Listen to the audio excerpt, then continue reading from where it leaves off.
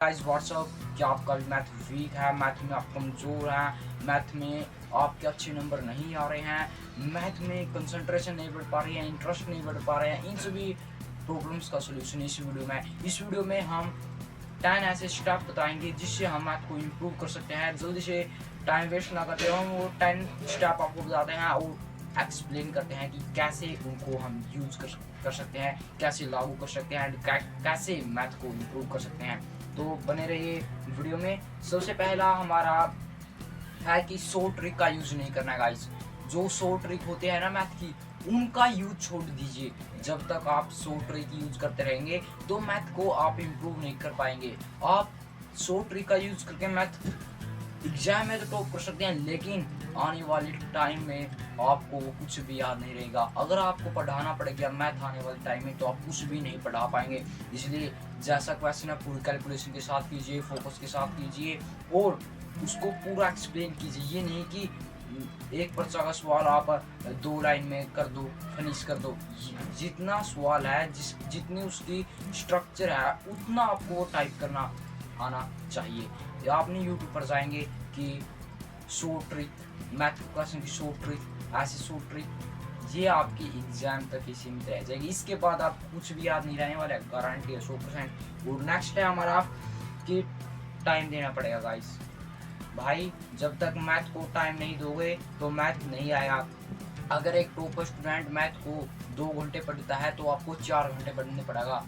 जब तक आप दुगना टाइम नहीं बढ़ाओगे तब तक मैथ में स्ट्रॉन्ग नहीं होंगे।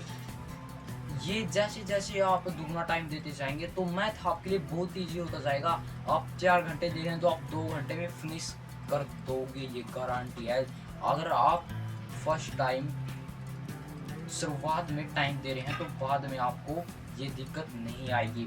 हमारा थर्ड है कि प्रैक्टिस। अब तक आपने जो भी किया, जो भी क्वेश्चन किया है, उनकी बार बार प्रैक्टिस कीजिए। बुक में कर करके देखिए, बार बार उनको निकालिए। उससे रिलेटेड अदर क्वेश्चन खुद से बनाइए और उन्हें निकालिए। खुद से क्वेश्चन बनाने की कोशिश कीजिए। जैसे कि एक क्वेश्चन है, मैम ने क्वेश्चन बोल दिया, टीचर ने कि ये आप उससे उसकी जो स्ट्रक्चर है ना उसका थोड़ा चेंज करके उसमें खुद से कीजिए एक सवाल। ऐसे ही मैथ इम्प्रूव होगा। और फोर्थ है इंटरेस्ट। तो गाइस जब तक आपका मैथ में इंटरेस्ट नहीं होगा तो मैथ इम्प्रूव कैसे हो जाएगा, ये आप मुझे बताओ कि इंटरेस्ट होना जरूरी है। वो इंटरेस्ट कैसे आएगा, नेक्स्ट जो टाइप स्टेप्स हैं उनमें बताएंगे।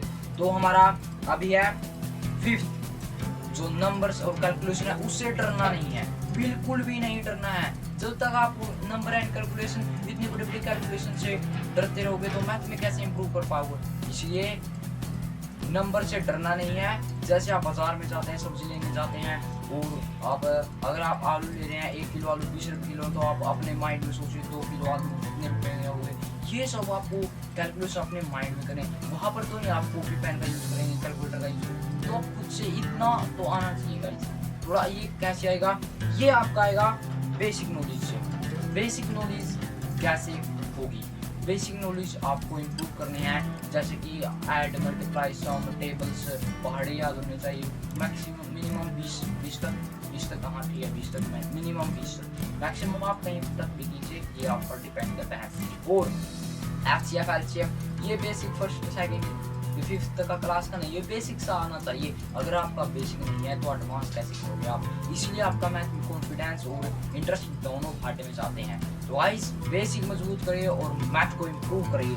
तो हमारा अच्छा है कि अच्छे एंड काबिल टीचर से पढ़िए, एक्सपीरियंस टीचर से पढ़िए। कुछ टीचर होते हैं जो मैथ को बोर नहीं होने देते हैं, कुछ टीचर मैथ को बोरिंग बना देते हैं। इसलिए ऐसे टीचर से पढ़िए जो मैथ को बोरिंग नहीं बनाते।